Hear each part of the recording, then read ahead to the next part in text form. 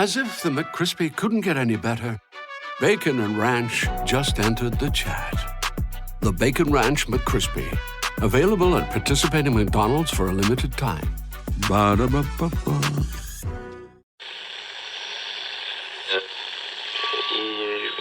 Empire.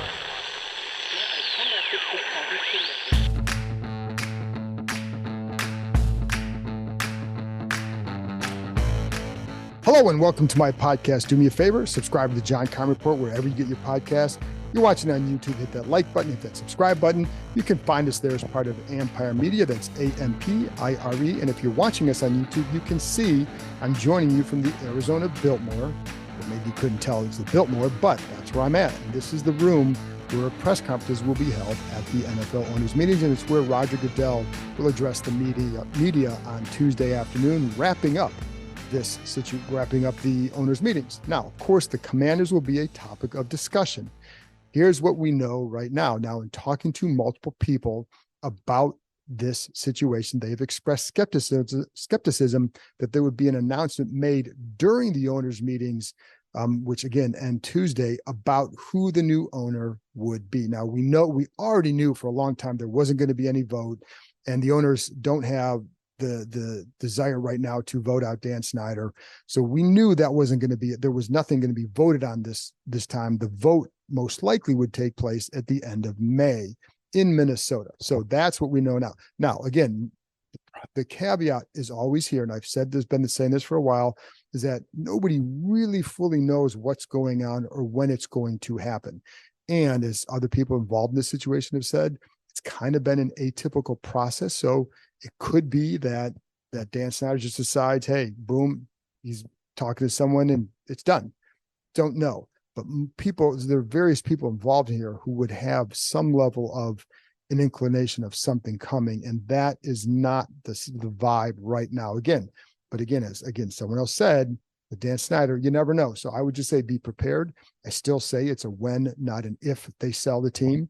I don't think there's to me, there's very little doubt that it will eventually be sold, but until it is, I know why people are going to be paranoid. And until everything is I's dotted, T's crossed, then, I think people will be paranoid.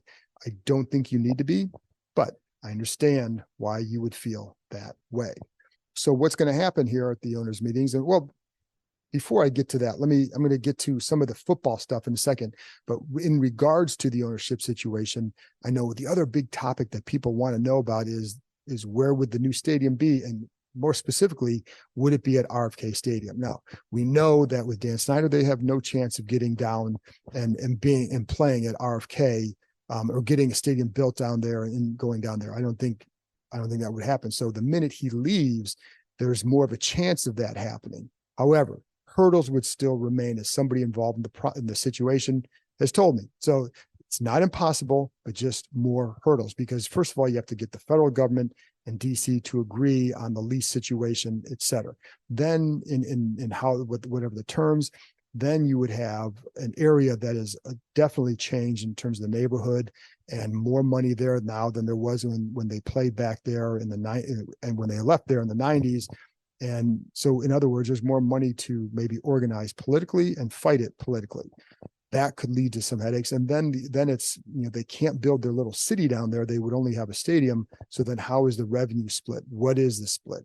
And I think that's something, because if you're a new owner, what you're really going to want is that money. So you're going to get whatever you can, but you're going to want that money because you just paid $6 billion or whatever for this franchise. You're going to want to get a return on your investment. So those are some of the hurdles that still remain. What would the split be?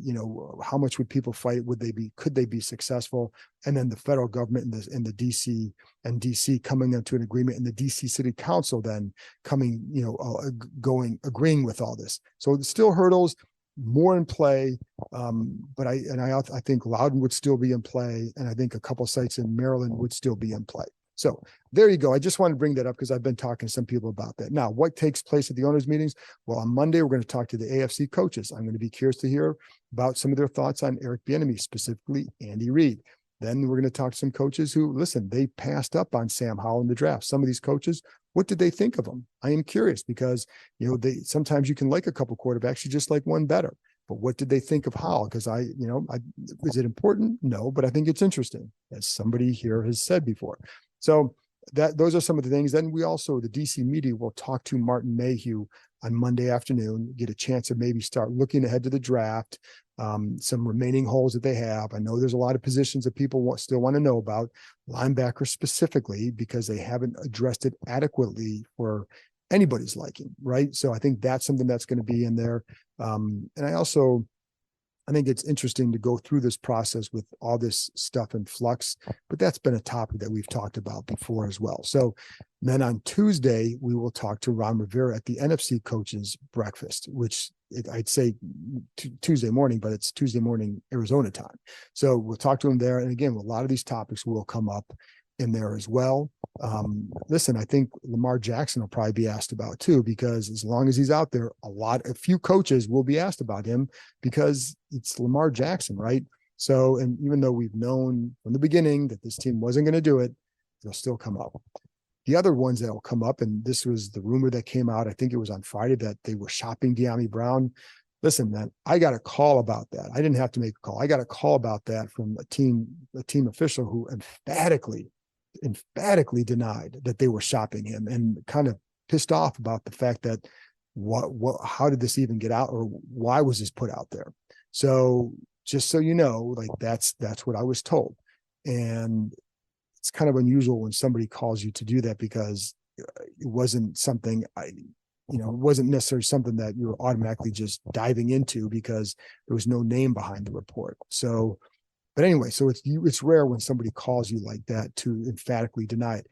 But also keep in mind, like, they are anxious to see, or curious to see, how he develops an Eric Bieniemy system, that West Coast style. They feel like it may be a better fit for what Brown can offer them. And in part because the slants and some of the quick game, they didn't get to enough the last couple of years. Brown has not been productive, right? We know that he hasn't been that productive. He needs to be more productive. He's got the speed. He can help them more than what he's shown.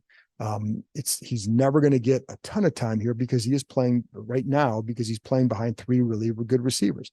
Again, as I've always said, you want, if he plays more, somebody else is playing less and getting fewer targets. But they do think he can help. And I know the Sam Howell connection, I think that helps. But the bigger thing that I hear from people is about the system. And one of the things, when he was a rookie, I remember talking to a scout on the sidelines in training camp. One of the things that he said was he couldn't wait to see Brown on slants, because he felt like he felt like he was fearless running across the middle, and on those particular routes, or running to the middle on those routes, and would lead to some game-breaking plays. We haven't seen that. We just haven't, not enough. We saw it once as a rookie, and there were some big plays that he made last year. So we've seen the speed and all that, but that's one of the things that they're curious to see, and it's why they don't want to shop him. The other thing is Curtis Samuel's contract is up after this year. You don't want to give up a guy like Brown at this point, because what if in this system it is better for him and he is at least more productive? And then could you count on him for something down the road? If you were going to trade him, all you're going to get back at best is a low round pick, a 6th or 7th. If you're going to cut him, you do that. But if you're not going to cut him, why would you trade him for that, thinking that maybe he could blossom over here if you think this system is good for him? And then the fact he would be playing with his college quarterback. So just put those to rest. Imagine a service that picks up your laundry and returns it the next day, washed, fluffed, and perfectly folded, all to your exact specifications. That's Happy Nest. We know that customer satisfaction is everything, which is why we only partner with the best laundromats in your neighborhood. And by using high-efficiency, eco-friendly washers and dryers, we'll get your whites white while keeping the planet green. Save time for the important things and leave the laundry to us. To get started, download the app or go to happynest.com. Hey, what's up, Outkick fans? I'm Kurt Schilling. You know me as a 3-time World Series champion. I'm joining Outkick to bring you a brand new baseball show where we talk about everything, but only baseball. And you should subscribe to the podcast on Outkick's YouTube and search for the podcast exclusively on Spotify. Did you know the largest ropes course and zipline park in the country is right here in the DMV? Located in the heart of Montgomery County, the Adventure Park at Sandy Spring combines climbing and ziplining to create an aerial obstacle course unlike any other. With challenges anywhere from 10 to 75 feet in the air, there is something for all skill levels. Looking for some family time or the perfect date night before football season starts? You can even climb and zip line under the stars. Would you rather keep your feet on the ground? Give axe throwing a try. With their projector systems, you can throw at traditional targets, play tic-tac-toe, connect four, or even hunt zombies. Listeners of this show can get $5 off any ticket by entering the code KEIM23DC at checkout. That's KEIM, K-E-I-M 23DC. So there you have it, folks. Climbing, ziplining, axes, food, and bonfires right in your backyard. The weather is warming up, so it's the perfect time to head outside and join the adventure at www.theadventurepark.com.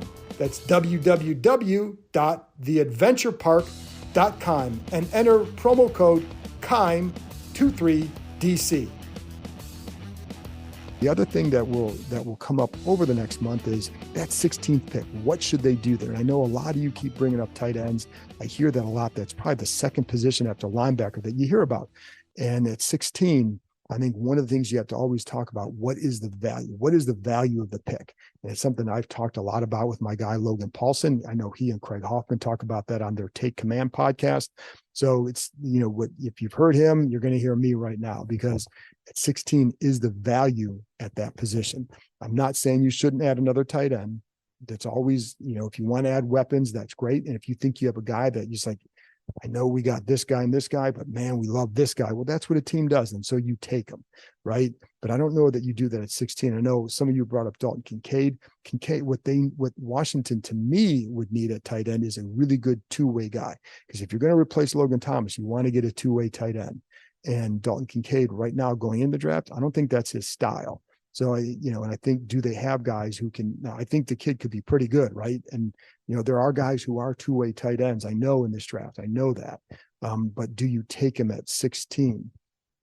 And again, with Kincaid, you do have guys that they like Turner and Armani Rogers. They even like Curtis Hodges a lot still. So those are guys they think can develop and maybe offer you some of those things. So do you need to spend the 16th pick on that? Now, the other thing is, again, the value of the position. When you look at Chris Cooley is a third-round pick, all right, obviously a big-time standout here. But then when you look at the Pro Bowl tight ends here and the top tight ends, George Kittle, 5th-round pick, Travis Kelce, 3rd-round pick, Mark Andrews, 3rd-round pick. Darren Waller was a 6th-round pick. Darren Waller also, by the way, I know some of you would have said, why didn't they get him? He missed 14 games the last 2 years. If you're going to replace a tight end who's been hurt the last couple of years, I don't know that you want to do it with another tight end who's been hurt the last 2 years. I think the guys, when the guy can play, he's really good, but 14 games combined the last 2 years, that's a lot.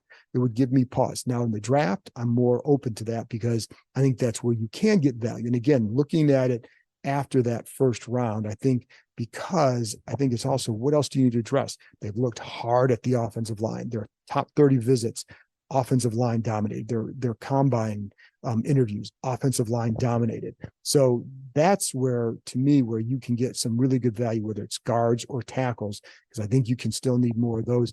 I like some of what they've done on the offensive line. I think Gates can be solid, very solid. And I think Andrew Wiley is a legitimate starting right tackle in the league. But is that enough? I don't think so. I think you need to keep adding guys. I think you need to add some youth here. And I think they want to do that. So there's value there. Corner's another spot. I do think, and I think in looking at this draft, when you talk to people like the second round, you can get really good corners still in the second round. So just understand that.